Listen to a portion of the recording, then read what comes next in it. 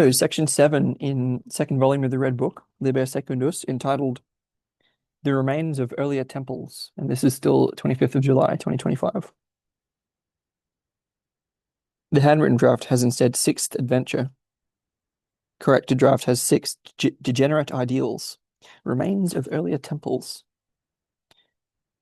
I'm just checking the image.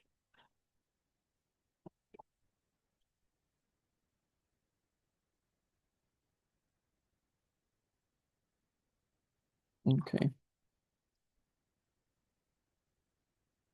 It's a mosaic form, resembling the mosaics at Ravenna, which Jung visited in 1913 and 14 and made a lasting impression on him.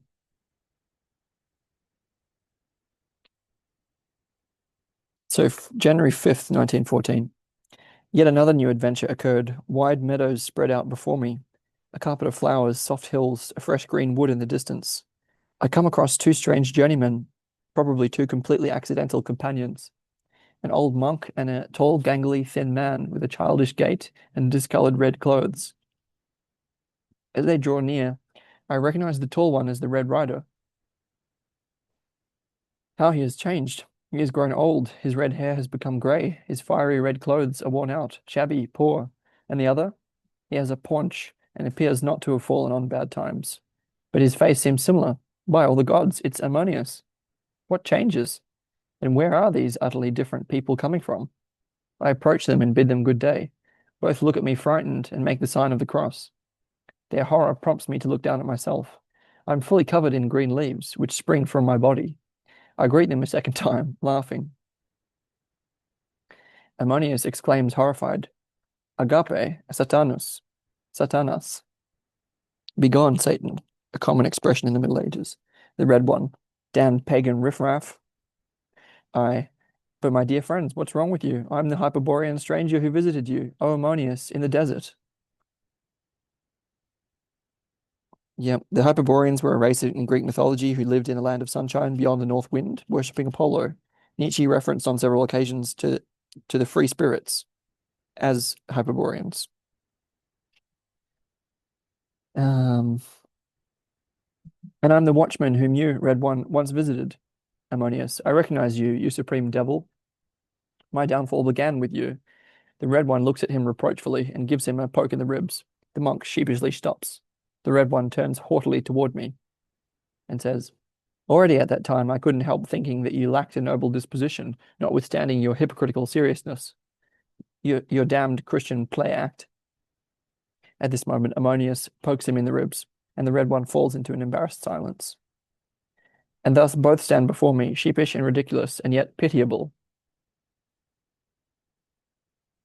Where from, man of God? What outrageous fate has led you here, let alone in the company of the Red One? Ammonius, I would prefer not to tell you, but it does not appear to be a dispensation of God that one can escape. So know then that you, evil spirit, have done me a terrible deed. You seduced me with your accursed curiosity, desirously stretching my hand after the divine mysteries, since you made me conscious at that time that I really knew nothing about them. Your remark that I probably needed the closeness of men to arrive at the high mysteries stunned me like an infernal poison. Soon thereafter, I called the brothers of the valley together and announced to them that a messenger of God had appeared to me. So terribly had you blinded me, and commanded me to form a monastery with the brothers. When Brother Philetus raised an objection, I refuted him with reference to the passage in the Holy Scriptures where it is said that it is not good for man to be alone. It's a reference to Genesis 2:18, quote, and the Lord God said, and it is not good that the man should be alone. It will make him an help. I will make him an help meet for him.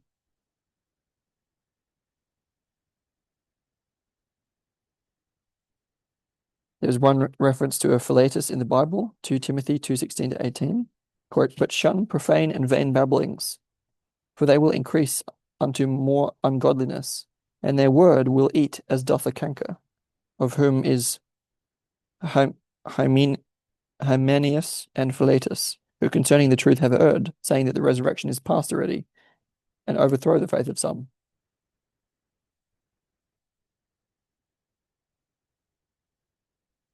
Ammonius goes on. So we founded the monastery near the Nile, from where we could see the passing ships.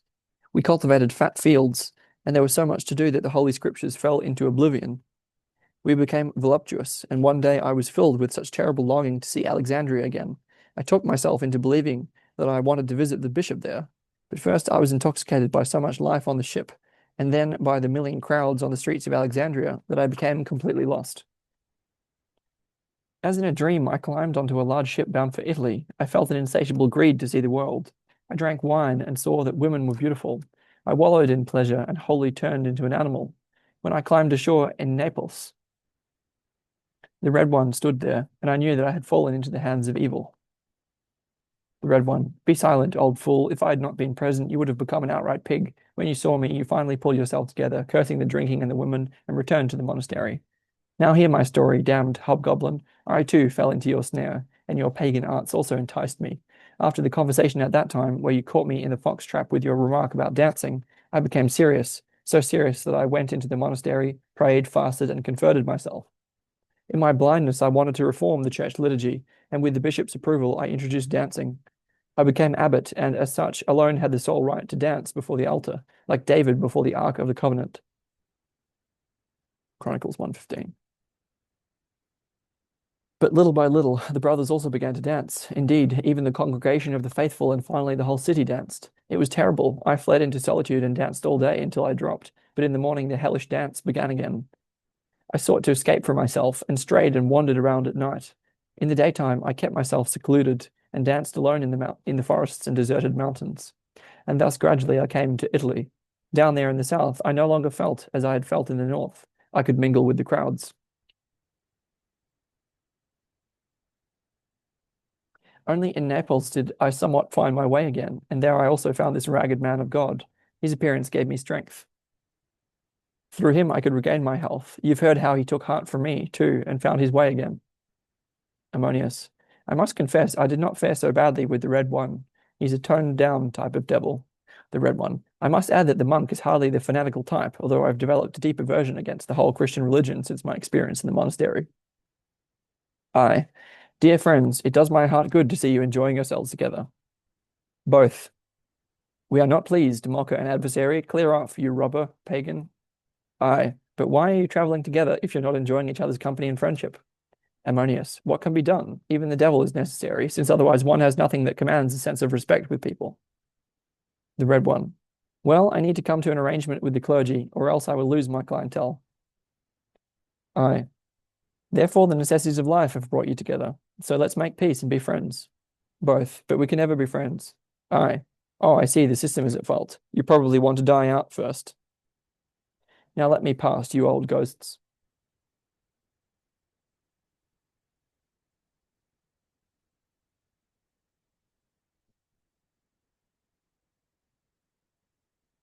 When I had seen death and all the terrible solemnity that is gathered around it, had become ice and night myself, an angry life and impulse rose up in me. My thirst for the rushing water of the deepest knowledge, my thirst for the rushing water of the wisdom began to clink with wine glasses. From afar I heard drunken laughter, laughing women and street noise. Dance music, stamping and cheering poured forth from all over, and instead of the rose-scented south wind, the reek of the human animal streamed over me. Luscious lewd whores giggled and rustled along the walls. Wine fumes and kitchen steam and the foolish cackling of the human crowd drew near in a cloud. Hot, sticky, tender hands reached out for me, and I was swaddled in the covers of a sickbed.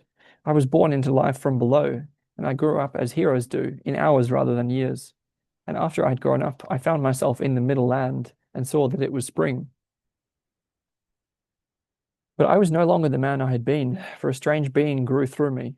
This was a laughing being of the forest, a leaf-green daemon, a forest goblin and prankster, who lived alone in the forest, and was itself a greening tree being, who lived nothing but greening, who loved nothing but greening and growing, who was neither disposed nor indisposed toward men, full of mood and chance, obeying an invisible law, and greening and wilting with the trees, neither beautiful nor ugly, neither good nor bad, merely living, primordially old and yet completely young, naked and yet naturally clothed, not man, but nature, frightened, laughable, powerful, childish, weak, deceiving, and deceived, utterly inconstant and superficial, and yet reaching deep down to the kernel of the world. I had absorbed the life of both of my friends. A green tree grew from the ruins of the temple. They had not withstood life, but, seduced by life, had become their own monkey business. They had got caught in the muck, and so they called the living a devil and traitor. But because both of them believed in themselves and in their own goodness, each in his own way, they ultimately became mired in the natural and conclusive burial ground of all outlived ideals. The most beautiful and the best, like the ugliest and the worst, end up someday in the most laughable place in the world, surrounded by fancy dress and led by fools, and go horror-struck to the pit of filth.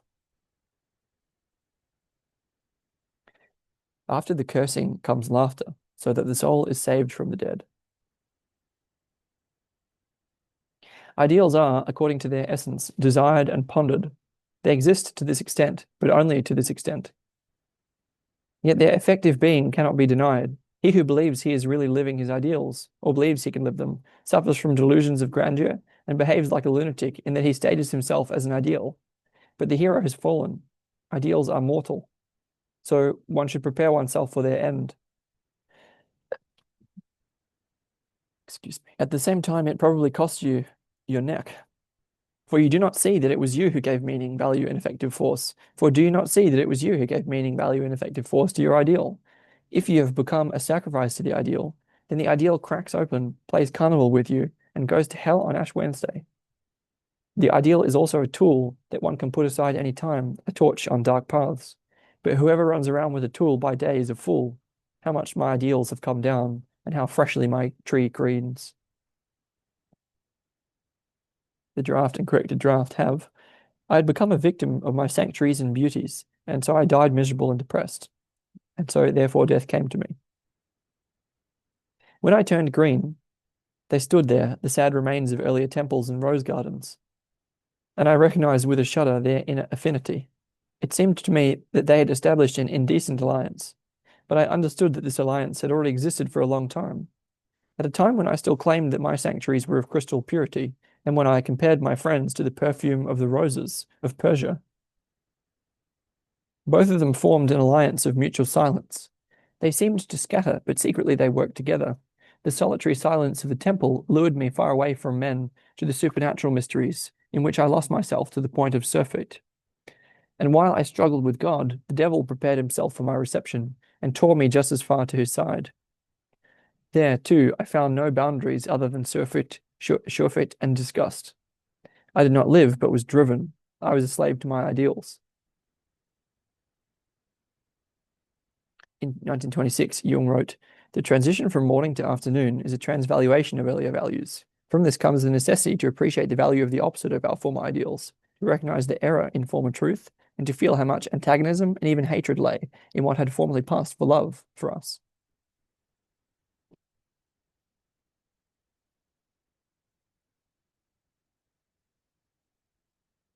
And thus they stood there, the ruins, quarreling with one another and unable to reconcile themselves to their common misery. Within myself, I had become one as a natural being, but I was a hobgoblin, a green creature who frightened the solitary wanderer and who avoided the places of men. But I greened and bloomed from within myself. I'd still not become a man again, who carried within himself the conflict between a longing for the world and a longing for the spirit.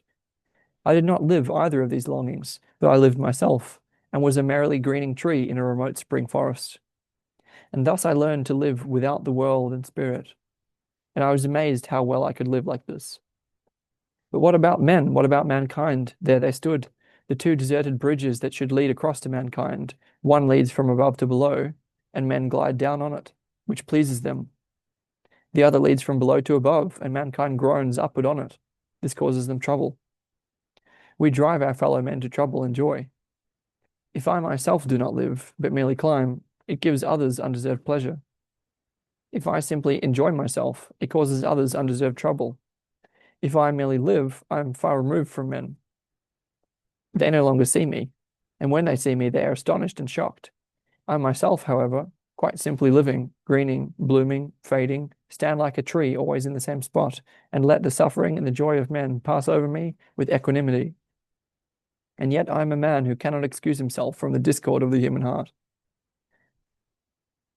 But my ideals can also be my dogs, whose yapping and squabbling do not disturb me. But at least then I am a good and a bad dog to men. But I have not yet achieved what should be, namely that I live, and yet am a man. It seems to be nearly impossible to live as a man. As long as you are not conscious of yourself, you can live. But if you become conscious of yourself, you fall from one grave into another. All your rebirths could ultimately make you sick. All my rebirths could ultimately make me sick. The Buddha therefore finally gave up on rebirth, for he had had enough of crawling through all human and animal forms, like a chameleon. Passage occurs here in the draft, paraphrase of which follows, "It is our chameleon nature that forces us through these transformations. So long as we're chameleons, we need an annual journey in the bath of rebirth. Therefore, I looked at the outdating of my ideals with horror, since I loved my natural greenness and mistrusted my chameleon skin, which changed colors according to the environment. The chameleon does this cleverly. One calls this change a progress through rebirth. So you experience 777 rebirths. The Buddha did not need quite so long to see that even rebirths are vain. There was a belief that the soul had to go through 777 reincarnations.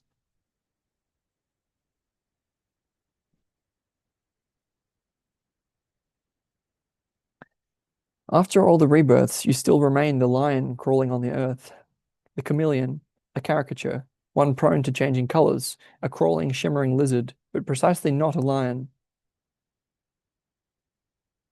whose nature is related to the sun, who draws his power from within himself, who does not crawl around in the protective colors of the environment, and who does not defend himself by going into hiding. I recognize the chameleon and no longer want to crawl on the earth and change colors and be reborn. Instead, I want to exist from my own force, like the sun which gives light and does not suck light. That belongs to the earth. I recall my solar nature and would like to rush to my rising. But ruins, or instead my ideal survival, stand in my way. They say, with regard to men, you should be this or that. My chameleon-esque skin shudders. They obtrude upon me and want to color me, but that should no longer be. Neither good nor evil shall be my masters. I push them aside, laughable survivors, and go on my way again, which leads me to the east. The quarreling powers that for so long stood between me and myself lie behind me. Henceforth, I'm completely alone. I can no longer say to you, listen, or you should, or you could. But now I talk only with myself. Now no one else can do anything more for me, nothing whatsoever. I no longer have a duty toward you, and you no longer have duties toward me. Since I vanish and you vanish from me, I no longer hear requests and no longer make requests of you. I no longer fight and reconcile myself with you, but place silence between you and me. Your call dies away in the distance, and you cannot find my footprints. Together with the west wind, which comes from the plains of the ocean, I journey across the green countryside. I roam through the forests and bend the young grass. I talk with trees and with the forest wildlife, and the stones show me the way. When I thirst and the source does not come to me, I go to the seek. I go to the when I thirst and the source does not come to me, I go to the source. When I starve and the bread does not come to me, I seek my bread and take it where I find it. I provide no help and seek no help. If at any time necessity confronts me, I do not look around to see whether there is a helper nearby, but I accept the necessity and bend and writhe and struggle. I laugh, I weep, I swear, but I do not look around me. On this way, no one walks behind me, and I cross no one's path.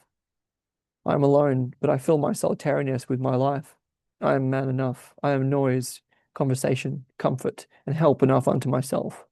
And so I wander to the far east. Not that I know anything about what my distant goal might be. I see blue horizons before me. They suffice as a goal. I hurry toward the east in my rising. I will my rising. There's an image. Great one. Full page one. Image legend. This image was printed on Christmas, 1915. The depiction of Isdubar strongly resembles an illustration of him in Wilhelm Rusch's Ausführlichst oh, I can't read that German title, of which Jung possessed a copy. Izdubar was an early name given the figure now known as Gilgamesh. This was based on a mistranscription. In 1906, Peter Jensen noted, it has now been established that Gilgamesh is the chief protagonist of the epic, and not Gistuchubar or Izdubar, as previously assumed. Jung had discussed the Gilgamesh epic in 1912 in Transformations and Symbols of the Libido using the corrected form, and cited Jensen's work several times. So that was section 7, I believe, in second volume of the Red Book, Liber Secundus, entitled The Remains of Earlier Temples, or Sixth Adventure. Just going to check it was in fact 7.